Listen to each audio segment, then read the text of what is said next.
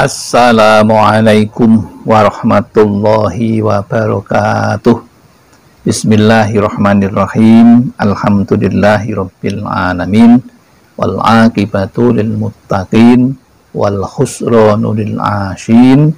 Allahumma shalli wa sallim ala sayyidina Muhammad wa ala ali sayyidina Muhammad, amma ba'd. Jamaah Al-Fatih Channel dan sahabat YouTube dimanapun Anda berada, senang sekali kali ini kita bisa berjumpa dalam keadaan sehat walafiat. Maka mari kita syukuri dengan mengucapkan Alhamdulillahirabbil alamin. Sholawat dan salam semoga tercurah ke hadirat baginda Rasulullah, Nabi yang kita cintai dan kita ikuti sunnah-sunnahnya.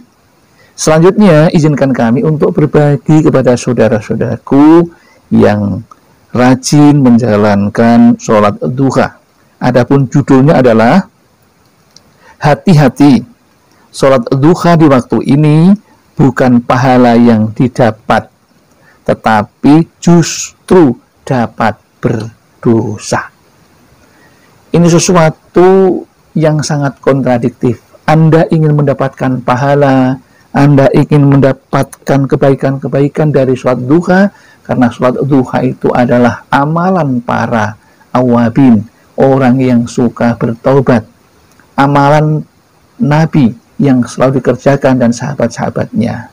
Sungguh luar biasa manfaatnya jika diungkapkan betapa banyaknya manfaat dari sholat duha tersebut. Namun jika kita sembarangan mengerjakan sholat duha tanpa memperhatikan waktu yang diharamkan untuk sholat, bahkan untuk sholat apapun, serta menguburkan jenazah, itu pun juga tidak diperbolehkan. Hal ini perlu kami sampaikan. Yang pertama tentang hal yang dilarang sholat. Bismillahirrahmanirrahim. Salatu sa'atin kana Rasulullahi sallallahu alaihi wasallam yanhana an nusalliya fihinna au an faqburu fihinna mautana khina natlu'us samsu bazigatan hatta tartafi'a wa khina yakumu qa'imud dohirati hatta tamilas samsu wa khina tadaitus samsu bil ghurubi hatta taghruba. Yang artinya ada 3 waktu sholat yang Rasulullah Shallallahu Alaihi Wasallam melarang kami untuk melakukan sholat dan menguburkan orang yang meninggal.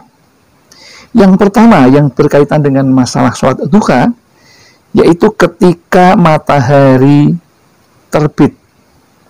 Ketika matahari terbit, ya, yang pertama ketika matahari terbit tidak diperbolehkan sholat duha di waktu ini, hukumnya haram dan berdosa. Kemudian yang kedua, ketika matahari tepat berada di tengah-tengah cakrawala hingga bergeser sedikit ke barat. Jadi yang kedua, kita juga dilarang sholat duha ketika matahari terbit berada tepat di atas kepala kita jika kita berdiri. Jadi bayang-bayang kita berada tepat di atas kepala kita. Itu juga dilarang, ya, oleh Allah dan Rasulullah untuk mengerjakan sholat duha. Dan yang ketiga yang tidak diperbolehkan, yaitu ketika kita setelah selesai sholat subuh, sebelum matahari terbit, itu juga setelah sholat subuh tidak diperbolehkan, ya. Hal ini didasarkan pada riwayat Abi Sa'id Al-Khudri radhiyallahu anhu. Dia berkata, la sholata ba'da duha,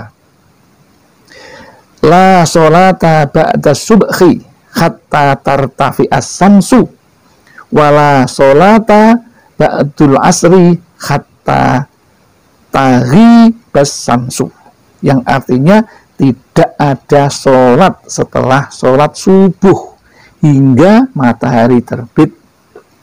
Jadi yang ketiga yang perlu diperhatikan, antara setelah sholat subuh sampai dengan matahari terbit juga tidak diperbolehkan meskipun waktunya itu masih cukup.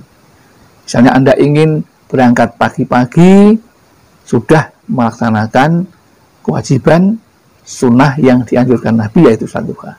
Tidak dibolehkan seperti itu, ya, karena waktu seperti itu haram hukumnya jika kita mengerjakan sholat duha. Bahkan sholat hajat pun dan sholat yang lain pun juga diharamkan di waktu setelah sholat subuh.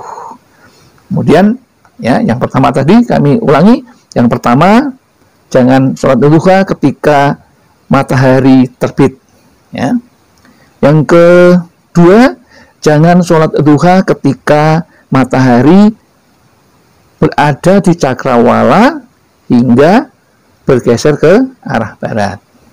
Dan yang ketiga, jangan sholat duha ketika selesai sholat subuh, ya, menjelang terbitnya matahari juga tidak diperbolehkan. Yang paling aman dan disunahkan untuk sholat duha, waktu yang tepat dan aman dan disunahkan dan berpahala dan insya Allah akan diridhoi oleh Allah, yaitu yang paling mudah dipahami adalah dari pukul 8 sampai dengan pukul 11. Itu yang paling mudah secara awam untuk dipahami waktu yang terbaik untuk sholat duha. Demikian yang dapat kami sampaikan. Mudah-mudahan apa yang kami sampaikan ini bermanfaat bagi kita, sehingga kualitas keimanan dan ibadah kita di sisi Allah Subhanahu wa taala selalu meningkat. Allahumma amin. Ada kekurangan, kehilafan, kami mohon maaf. Akhirul kalam, billahi taufik wal hidayah wal inayah wal barakah. Wassalamualaikum warahmatullahi wabarakatuh.